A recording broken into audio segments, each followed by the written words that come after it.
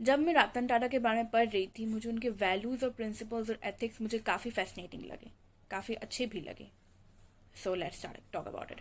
As we all know, Ratan Tata एक industrialist है, फिलान्थ्रोपिस्ट है, और वो चेयरमैन है ऑफ द टाटा सन्स.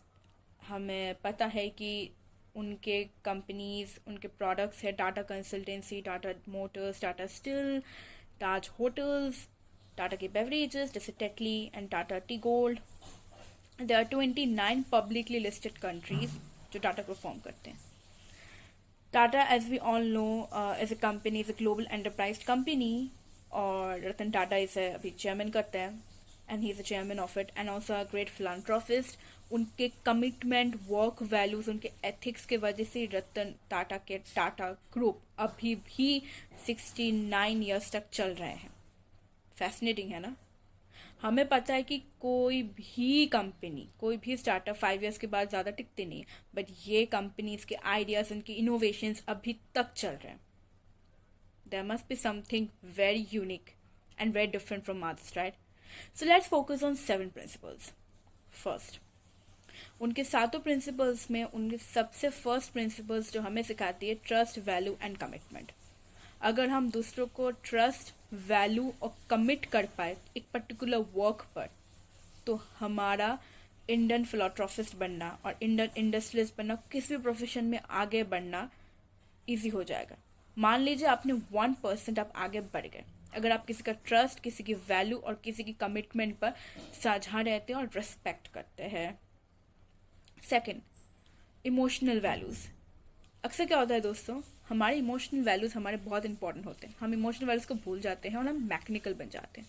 पर अगर हम इमोशनल वैल्यूज़ को वैल्यू नहीं करेंगे तो हम आगे नहीं बढ़ पाएंगे. कोई भी प्रोडक्ट मार्केट में जब आता है ना कुछ इमोशनल वैल्यूज़ लेके ही आता है, कुछ ना कुछ प्रॉब्लम सॉल्व करने के लिए ही आता है. So focus on the emotional values too. Third, उनके टीम वर्क बोलने में बहुत आसान है, बट टीम वर्क को कोऑर्डिनेट करना, टीम को वैल्यू करना बहुत ज़्यादा इंपॉर्टेंट है. अगर आप अपने टीम मेंबर्स को वैल्यू करते हो तो टीम अपने आप मजबूत होती है, स्ट्रांग होती है. इसके लिए आपको अलग से इंटेलिजेंट बनने की ज़रूरत नहीं पड़ती. फोर्थ, जो कि सबसे अनोखा है और बहुत ही ज़्यादा यूनिक है, जो मुझे पसंद है, success is the best revenge. अगर आप गुस्से में हैं, अगर कोई आपका बेइज्जती करता है किसी भी कारण से, तो हम क्या करते हैं, हम गाली दे देते हैं, हम बहुत सारे स्लैंग वर्ड यूज़ करते हैं जो हमें यूज़ नहीं करना चाहिए. बट हमें ऐसा नहीं करना चाहिए.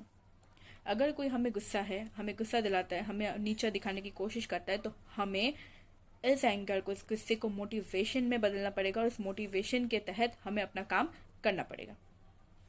फोर्थ, जो कि बहुत ही यूनिक है और मुझे अभी भी यूनिक लगता है, ये हमें हर समय ये कहा गया है कि मैकेनिकल बनो, कुछ भी करो तो अपने बारे में सोचो. नहीं, जो भी करना चाहिए हमें अपने सोसाइटी के बारे में करना चाहिए. At the end of the day what we are doing is what we are receiving. अगर हम अच्छा सोसाइटी को नहीं देंगे तो सोसाइटी भी हमें अच्छे नहीं देंगे. फिफ्थ, जो कि मुझे काफ़ी अच्छा लगा और मुझे लगता है ये सबको करना चाहिए, ये है लोगों को प्यार करना, लोगों की वैल्यू करना. एक कंपनी को चलाना, एक कंपनी तभी बनती है जब लोगों के वर्क वैल्यूज़ और एथिक्स बड़े अच्छे होते हैं. हमें उन पर ज़्यादा वर्क ऑन करने चाहिए और हमें अच्छी तरीके से करना चाहिए.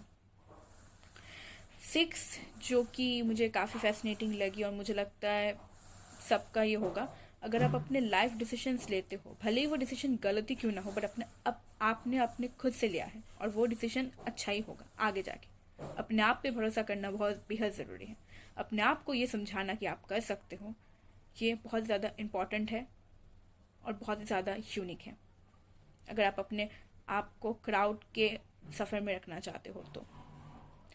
सेवेंथ, जो कि शॉर्ट है बट हमें ये सिखाती है कि अगर हम अपनी ज़िंदगी में कामयाब होना चाहते हैं तो हमें अपने रिचनेस और हमें अपने वेरिफिकेशन को त्याग देना होगा.